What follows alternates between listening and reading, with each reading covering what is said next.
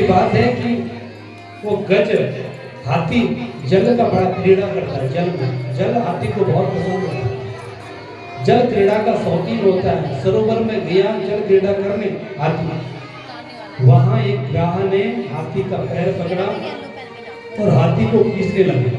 जब हाथी ने अपना पैर छुड़ा नहीं पाया तो अपनी पत्नी को पुकारा। पत्नी आई, अपने पति को खींचने लिए, अपने बच्चों को बुलाया, सारे बच्चे आए। जब अंत तो गत्वा कोई हाथी को बाहर नहीं कर पाया और हाथी अंदर दलदल में फंसता गया, ग्राह खींचता गया। जब हाथी को कुछ समझ नहीं आया तब हाथी ने भगवान को पुकारा, और भगवान को पुकारा तो भगवान, किसी भगवान का नाम नहीं लिया। किसी भगवान का जब नाम नहीं लिया तो जो किसी का नहीं भगवान नारायण का होता है। भगवान नारायण में गरुड़ में दौड़े दौड़े चले आए।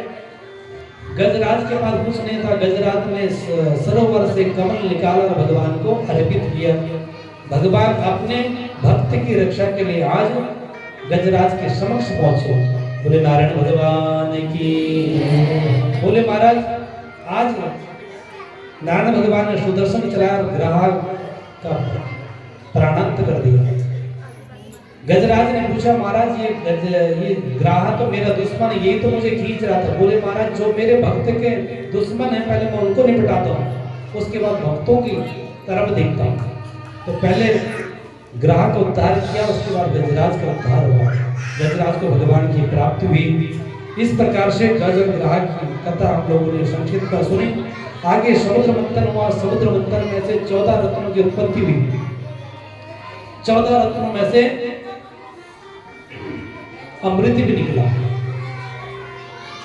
और ऐरावत हाथी निकला, विष भी निकला। सबसे पहले मंदराचल पर्वत को लाए गए और वासुकी नाग की बेड़ी बनाई गई जिससे समुद्र मंथन हुआ। और जब मंदराचल पर्वत नीचे धंसने लगा तो भगवान ने कच्छप धारण अवतार लिया। बोले कच्छप भगवान की, भगवान कच्छप नीचे हुए। उसके बाद मंदराचल पर्वत राक्षसों ने, देवताओं ने समुद्र मंथन किया। देवता बड़े चतुर होते। देवताओं ने कहा राक्षसों तुम इधर पूंछ की तरफ मत लगो, इधर तो हाथ फिसल जाता, आप मुख की तरफ जाओ। राक्षस उधर चले गए। उसके बाद जैसे ही राक्षस उधर गए तो इधर पूंछ की तरफ देवता और मुख की तरफ राक्षस गण सब हो गए। और समुद्र मंथन करते करते तो नाग के मुंह से भी झाग निकलने लग गया, जिससे तो कई राक्षस वहीं पर धराशायी हो गए। अंत तो गत्वा विष निकला। विष धारण करने के लिए सामर्थ्य किसी में नहीं थी।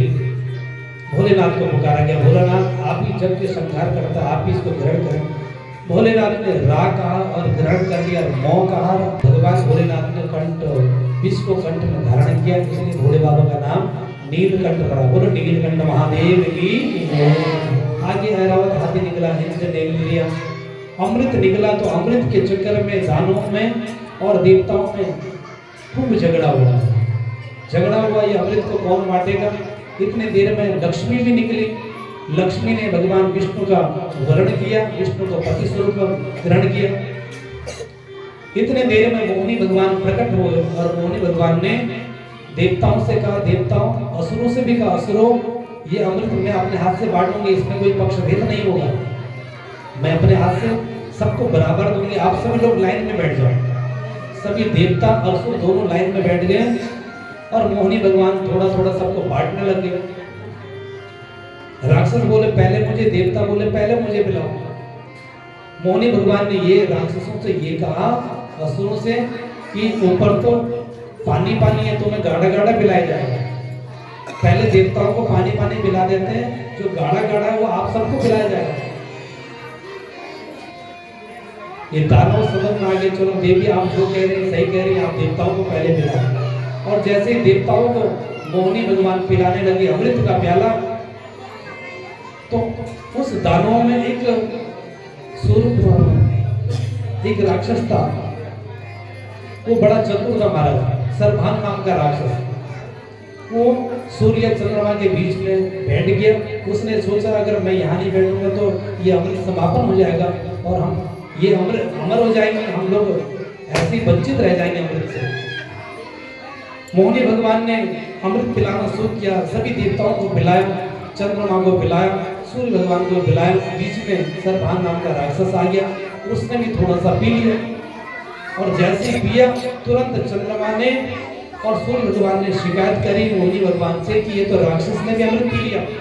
तुरंत मोहिनी भगवान ने सुदर्शन चलाया, उसको धड़ से अलग कर दिया। अमृत पीने के कारण वह भी अमर हो गया, और राहु और केतु दोनों पैदा हो गए शरीर से। इसलिए जन्मपत्री में नवग्रहों की बड़ी ही स्थिति है। नवग्रह हमारे लिए बहुत कुछ करते हैं, इसलिए बार बार ग्रहों का पूजन करना चाहिए। राहु केतु शनि शुक्र ये सब दान ग्रह हैं।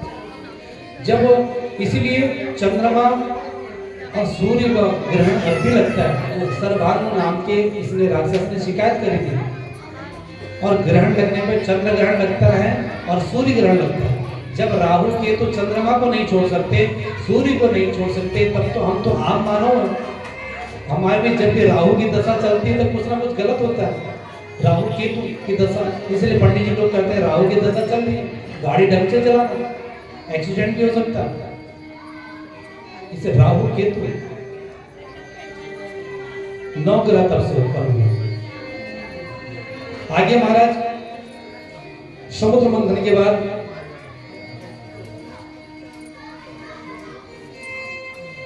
आइए समय आगे बढ़ता गया, और बामन भगवान का चरित्र हम लोग सुनेंगे। सुंदर झांकी भी होगी आपके बीच में बामन भगवान की। तो भागवत भगवान कहाँ से उत्पन्न हुए, उनके माता का नाम क्या था, उसके बारे में स्वर्गादि ऋषि सूत जी से पूछ रहे हैं, परीक्षित महाराज सुखदेव जी से पूछ रहे हैं। तत्र देवासुरो नाम रणम परम दारुणा। देवासुर संग्राम के बाद बलि की स्वर्ग पर विजय प्राप्त हुई। कथा तो बहुत गंभीर विस्तार से, लेकिन समय को देखते हुए कथा का हम सभी लोग पान करेंगे। अब दैत्यों को जब होश आया कि भैया देवी जी कहाँ चलेगी जिसने हमें अमृत पिलाया था, तो देवी जी कहाँ अता पता कुछ नहीं चला। सब देवता अपने पेट पर हाथ घुमा रहे, सामने सबको चिढ़ा रहे जो असुर है। और दिति के गर्भ से देवता और अदिति के गर्भ से दानव हुए। तो जब बलि को स्वर्ग की प्राप्त होगी, बलि जब राजा बन गया, पुनः बड़ी लंबी कथा है, राजा बन गया तो सब वैभव बलि के पास हो गया। इधर मां दिति ने फाल्गुन मास का व्रत रखा, दुग्धाहार जिसको कहते हैं पयोव्रत, जिसकी विशेष कारण पुत्र संतति प्राप्त नहीं हो रही है, वो पयोव्रत करें। पयोव्रत मतलब होता है कि दूध का ही पान करना है, बस कुछ नहीं खाना। तो दुग्ध पान करने से दिति ने पयोव्रत का पालन किया। दिति के पयोव्रत के पालन करने से मां दिति के घर में कालांतर में भगवान वामन पधारे। तम बडुं वामनं दृष्ट्वा मौनमाया महर्षया कर्माणि कारणायायुः पुरस्कृत्य प्रजापतिम्। और वामन जी ने जब कालांतर में जन्म लिया तो वामन महाराज 52 अंगुल के, इसलिए छोटे से स्वरूप में भगवान नारायण के रूप में वामन भगवान का प्राकट्य हुआ।